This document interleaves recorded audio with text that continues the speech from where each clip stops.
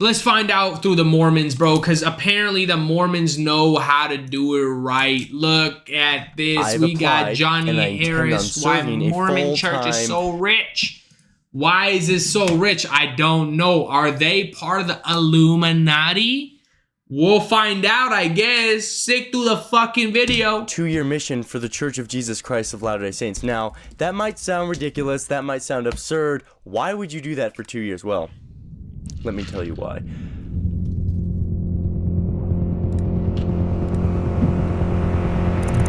$293 billies? I'm born and then blessed.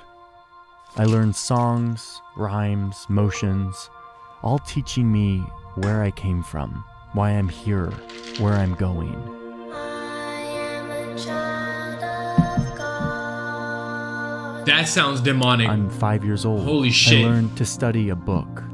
The most perfect. The way they had that rhythm going, that sounded demonic, dude. Holy shit.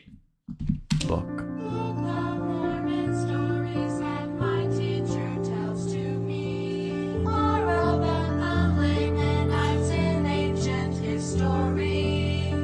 I learned to follow the prophet.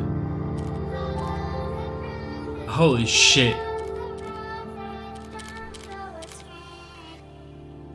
That's crazy. I'm 8 and I'm getting baptized. I can sin now. I can be dirty. Repenting for those sins is now my responsibility. Be clean. We live in a world that is filled with filth and sleaze. You cannot afford to let that poison touch you. I'm now a full member of the Church of Jesus Christ of Latter-day Saints. They call us Mormons. And I start paying 10% of my income.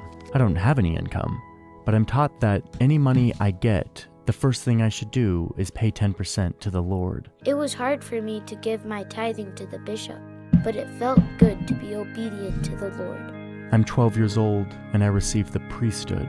My beloved brethren of the priesthood. With this comes authority, God's authority. Our young people are the nobility of heaven. I get to pass the bread and water to the congregation. Girls don't have the priesthood, but they're learning other important skills. I'll marry one of them one day.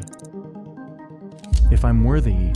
Mormons came up with the term soaking. I just want to put that out there. If you want to look that up, beware. That's crazy. But soaking was created by Mormons. I learned about this. I had a few Mormon homies back in the day.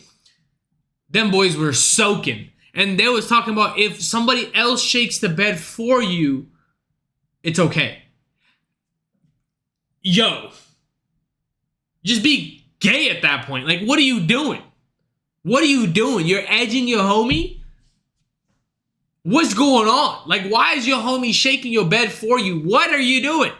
Once a month, I get to go with other teenagers to this ornate building, the temple. Such an important building.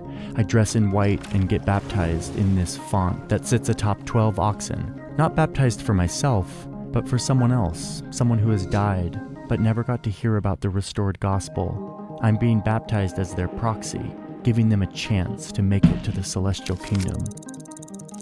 As soon as I'm in high school, I begin waking up every morning at 5:30 to go to a church educational seminary. 5:30, you lost me.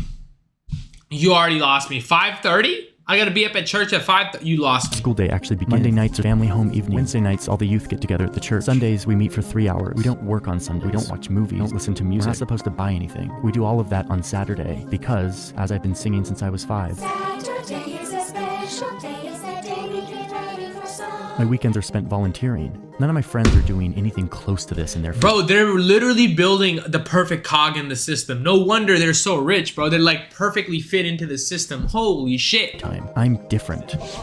But I'm not weird. I go to school dances, I play sports, I'm in a band, I'm the homecoming prince. At church, we're taught that we need to be social. We need to be charismatic and fun. We are ambassadors of the church. We're taught that though we are in the world, we must not be part of it. We must not be influenced by those who would call us peculiar. And my non-Mormon friends wonder why my family is so close, why we're always so happy, why we work so hard. I get my first job at Dairy Queen, my first paycheck. I start paying tithing. I go to Mormon youth camp during the summer. We dance and we sing, we play, we perform, and feel feelings we aren't sure are ours. I will say the way Mormons fucking are in a community, the way they have a community and something to, aim toward is crazy. I've noticed that they kind of just stuck with their own kind, which is crazy, racist, but I get it. They keep amongst themselves. I was their token brown boy, so I get it. I graduate high school, and instead of joining a frat, I get a letter. I open it up, and it's an assignment. I'll be spending 2 years of my life volunteering on a mission to spread the gospel. They're sending me to Tijuana. 2-year mission for the Church of Jesus Christ of Latter-day Saints. Now, that might sound ridiculous. That might sound absurd. Why would you do that for 2 years? Well, let me tell you why. Before I leave on my mission, I get inducted into the highest order of the priesthood, and I go through some pretty intense rituals in the temple. Stuff I'm not allowed to talk about. There's special clothing, special gestures.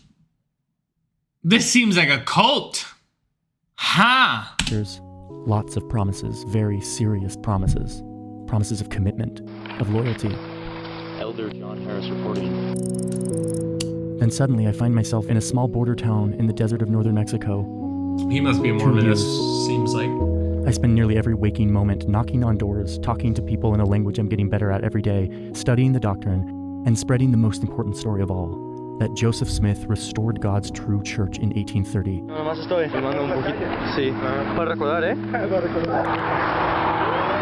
I follow a strict dress code, even when it's 110 degrees outside. Damn. There's no free time. There's no music. There's no books or movies. No vacation. No pay. No girlfriends. I feel like that's like military service, bro. That's basically disciplining the shit out of you right there. To my friends, and I get a phone call with my parents on Christmas and Mother's Day.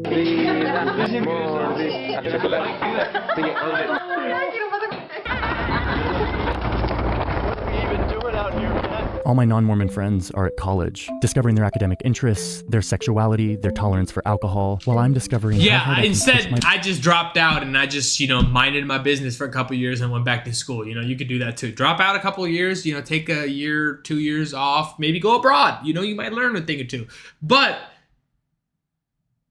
you don't have to be Mormon to do all that. You could just drop out. You could just have fun.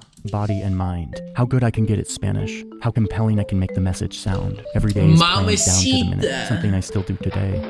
The mission requires us to collect data on how many people I spoke to, how many lessons I taught, how many people I asked to be baptized. I'm trying to baptize as many people as I can. Soon I'm leading a group of 20 missionaries, encouraging them, teaching them, guiding them, training them, and I'm 20 years old. Damn. That's your own clan. In Mexico, but I bury them very deeply, put them on the shelf, and I build my testimony, my faith, my belief. Bro had his own clan before YouTube? What? I must build his kingdom. We are here to invite people to understand the laws of God. And I discover that I'm good at this. I sit in thousands of homes. I hear thousands of stories of difficult and beautiful lives. I meet beautiful people. I learn about the violent realities of borders. After 2 years of this intensity, I'm a different person. I return home, and 10 days later, I'm in Utah's striking Rocky Mountains on the Lord's campus, BYU. I'm surrounded by tens of thousands of other college-aged Mormons. We're not allowed to have beards or wear tank tops or drink or have sex outside of marriage. So brown people really can't be part... Motherfucker, they're racist. But that doesn't mean we don't have fun. At BYU, I meet my lifelong friends. The church is subsidizing the majority of my tuition. I study international relations and travel the world, and no matter where I go, the church is there, teaching the same lessons, singing the same songs, inside the same looking buildings as back home.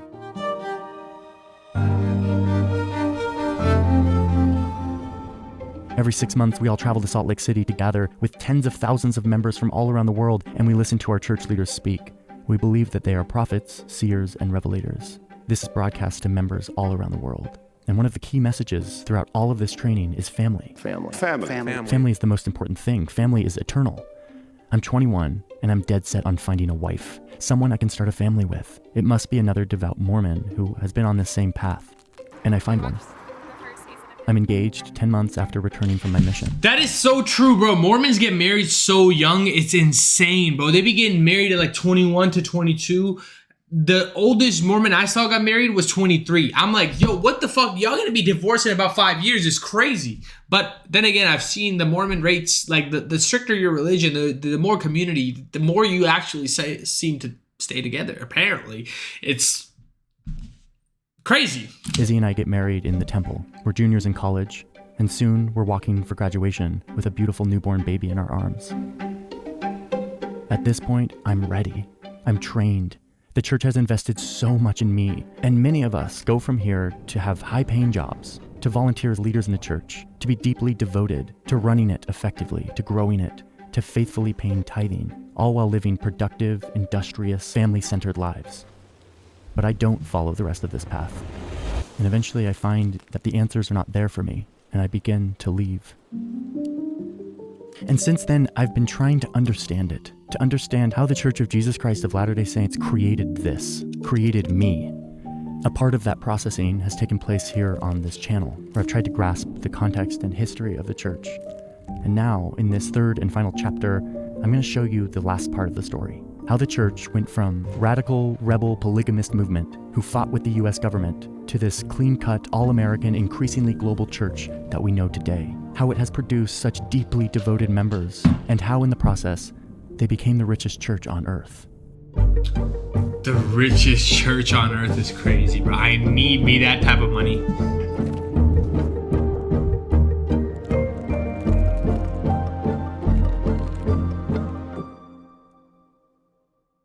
So, you've just watched my whole life story. Kind of surreal. Before we go on, I need to thank today's sponsor. Thank you, Incognito, that have your Incognito interesting and very personal story of the modern Mormon church.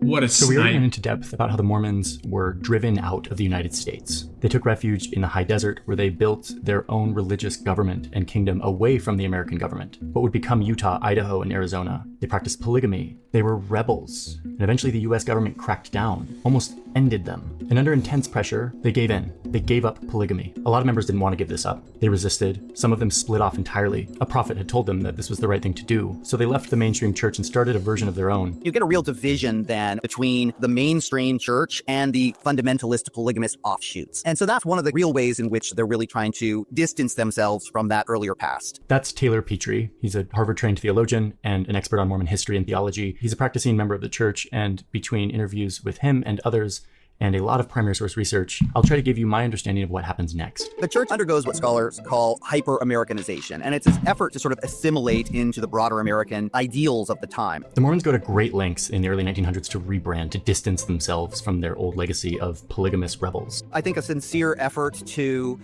be a part of the broader world. And the church sort of looked at its 19th century in some respects as a failure, precisely because it had been alienated from the broader society in which it lived. And at the same time, I think that it's a way for the church to demonstrate that it is a good church and that it does belong, because they have that sort of chip on their shoulder. And they don't just assimilate, they actually kind of overcompensate to become more American than most Americans. They lean hard into the American ideal of the nuclear family, the opposite of polygamy. They encouraged family night for all of their members. During Prohibition, when it was illegal to sell alcohol here in the United States, the Mormons jump on board. The leader of the church starts to strictly enforce the rules against alcohol, coffee, tea, and smoking. Tens of thousands of Mormons Coffee is crazy, bro. How the fuck are they this good at their job in coffees? What the fuck? Fight in World War I. They donate money to the war effort. In the 1880s, they commemorate the 4th of July with a funeral because they mark it as the death of actual democracy and liberties in America due to the anti-polygamy prosecution. And then in the early 1900s, they're actually celebrating America's founding. They're embracing these patriotic myths. The General Conference addresses are praising America. They're emphasizing their patriotic bona fides. Well, in part, the church is interested in its own success. And part of the way that it can do that is by imitating their neighbors, but not only imitating them, trying to do it even better. This is working. The Mormons are rebranding, they're becoming more mainstream, they're like serving as lawmakers, but very quickly, by like the 1930s, this assimilation effort creates a problem, a pretty existential problem that strikes at the very heart of the Mormon belief system. Remember the founder Joseph Smith? Remember how he claimed that he had translated a new book of scripture from ancient records, just like the Bible, but here in the Americas? He claimed that the Book of Mormon was the record of a lost American civilization. It had specific names and battles and languages and technologies, and because it was so literal and specific, is that the Apple of Eden? And battles and languages and technology. Bro, that Apple of Eden, bro, Assassin's Creed is on something, bro. Right here. This isn't every fucking historical shit ever. The Apple of Eden, bro. Assassin's Creed taught me. And because it was so literal and specific, it made itself verifiable. It's either true or it's not. which also made it vulnerable to science. Archaeology and geology and linguistics and anthropology are progressing, and those who look at Joseph's translations and claims see them as a fantasy, as an invention of Smith himself. And soon it wasn't just non-believers. The dissent was coming from within.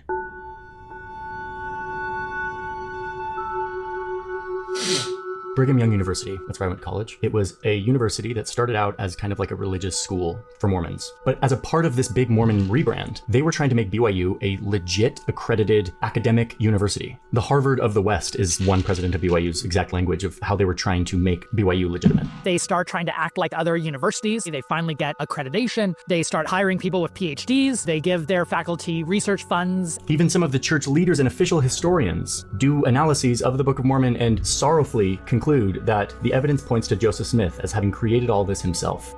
If you're someone who hasn't grown up in the church, I don't know how big of a deal this is going to sound to you, but it is a huge deal. In the beginning of the Book of Mormon, which I have a copy actually, let me grab.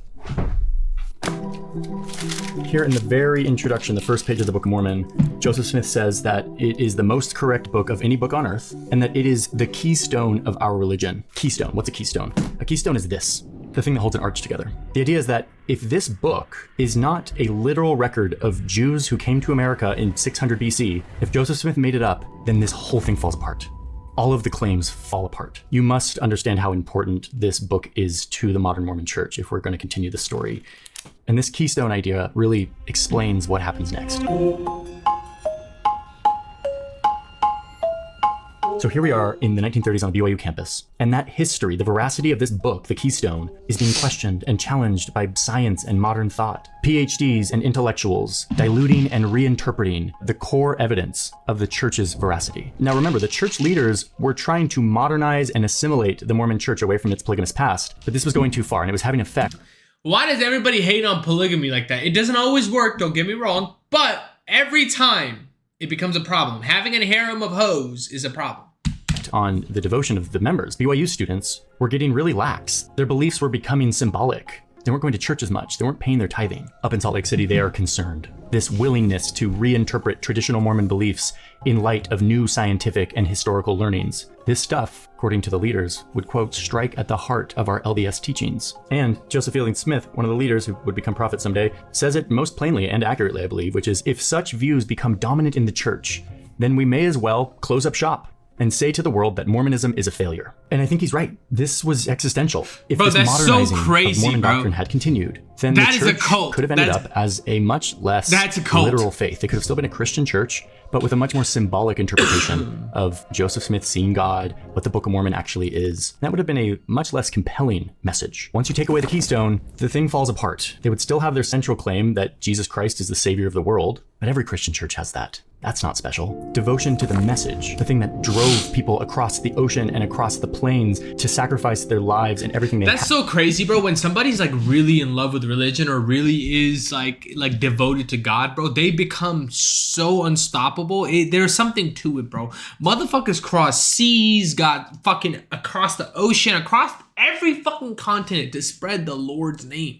Whether it be, you know, Christianity, Islam, Buddhism, whatever it is, motherfuckers be fucking going nations and changing the fucking face of that rock by just providing the love of God. I think it's the organization that comes with it. Like being in a religion that's like super organized, and it gives you a structure.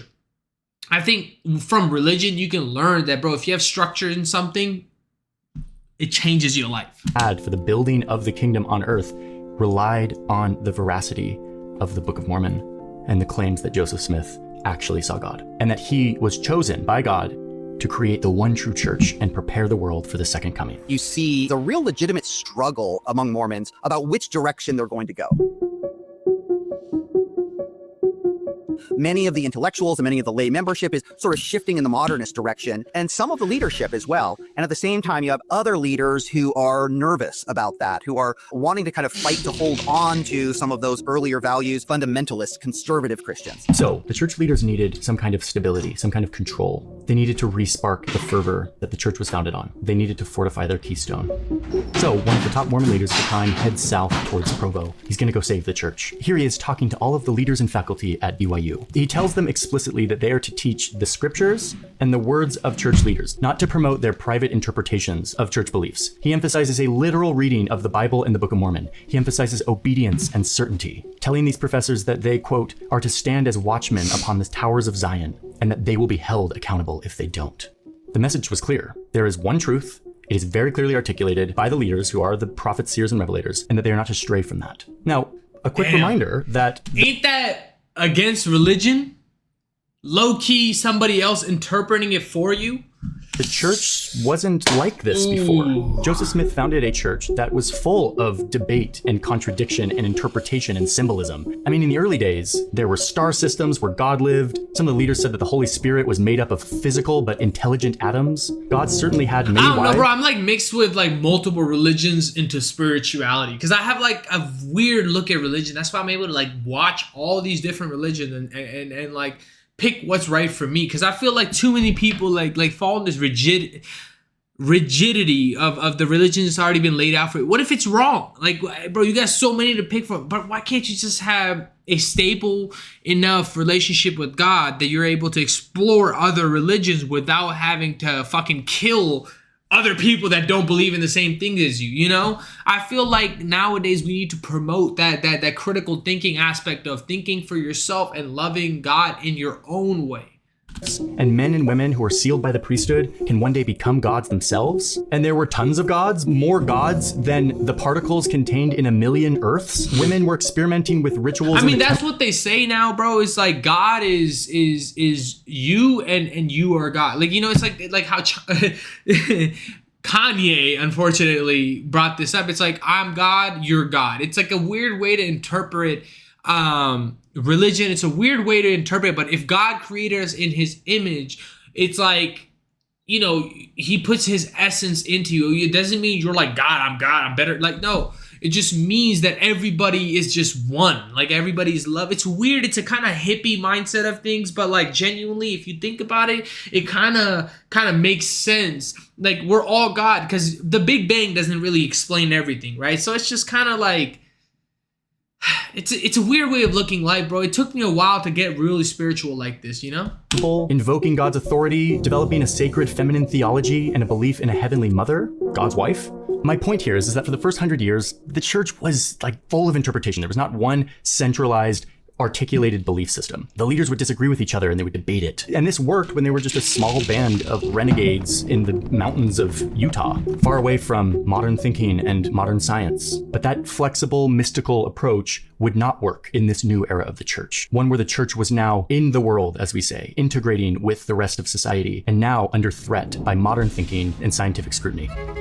So this speech at BYU, J. Reuben Clark is the guy who's giving the speech, and I'm not going to give you a play-by-play of everything that happens in modern Mormon history, but this J. Reuben Clark moment is so important because it sets a clear, firm direction for the church, a movement towards a more standardized, literal, controlled theology, one that is not overly debated by its members. From 1890 to 1930s, there were a number of potential trajectories the faith could have taken. J. Reuben Clark's version won, but that doesn't mean that the dissenters went away. They just had to morph over the years, and they've always been a minority, but they've always been a loud minority. We'll get back to this central tension in just a minute, but first, something's changing about the Mormons' look.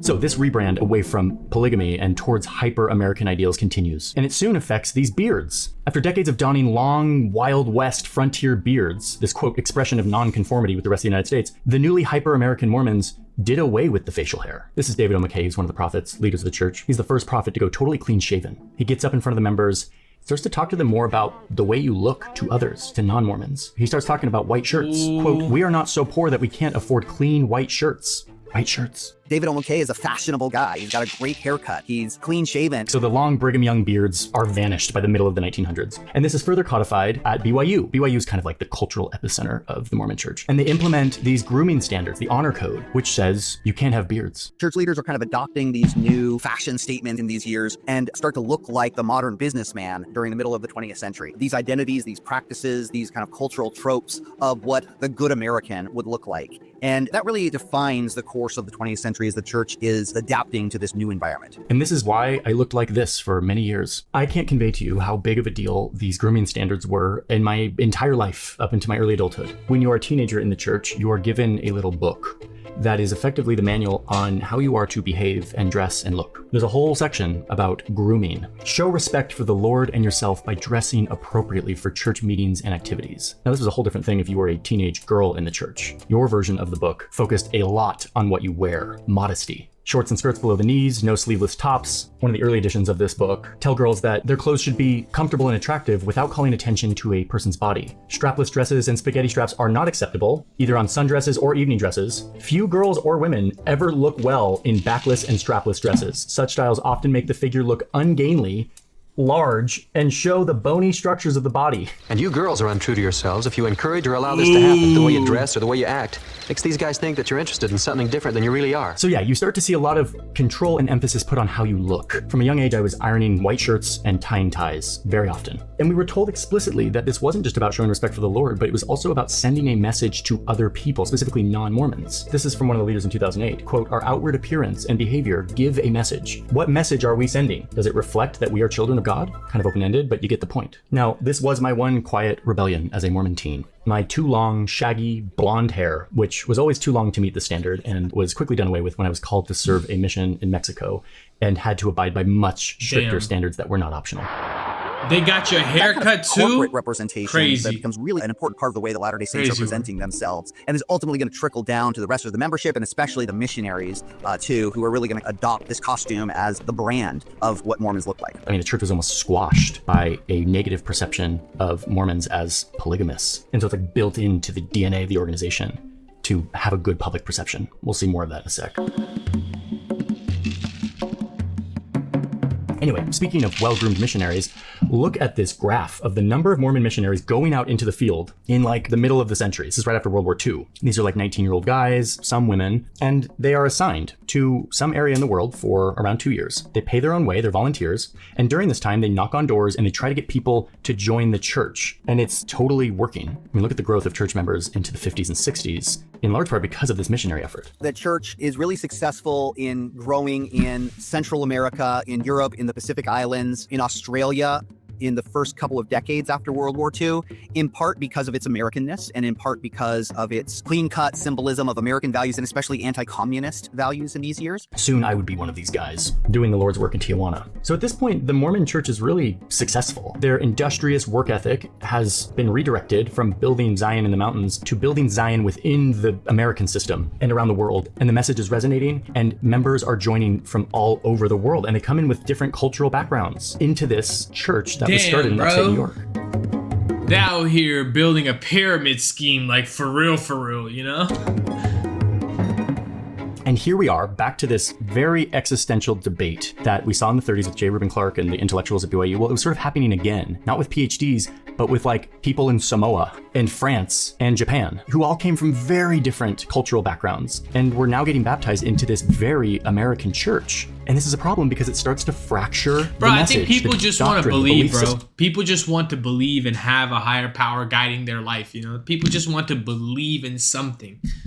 As it blends with all of these local traditions. The leaders back in Salt Lake didn't have control over exactly what they were teaching in every branch and church congregation around the world. So the leaders set about, once again, trying to unify the church under one message, so that a lesson being taught in Peru is the exact same as the one being taught in Provo that week. Otherwise, you'll start to get spin-off beliefs. They needed consistency everywhere.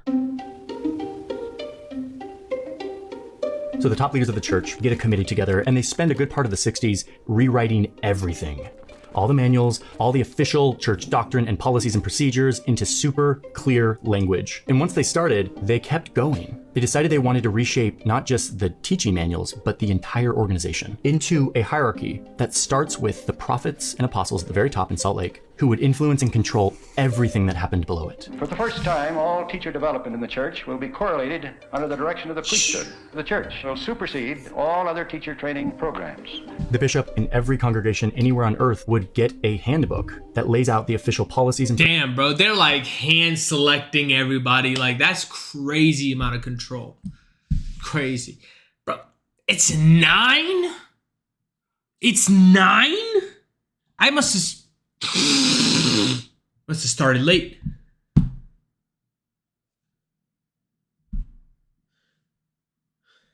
Never mind, I don't gotta sneeze. But I do gotta go to a fucking mic tonight. I just realized the fucking Dallas comedy mic is tonight. Wednesday night. That's what I was checking in the group chat. I was like, holy shit. I've been trying to take a break from comedy, but look. It's about an hour and 10 minutes. I got 30 minutes through it. I think my goldfish brain has had enough.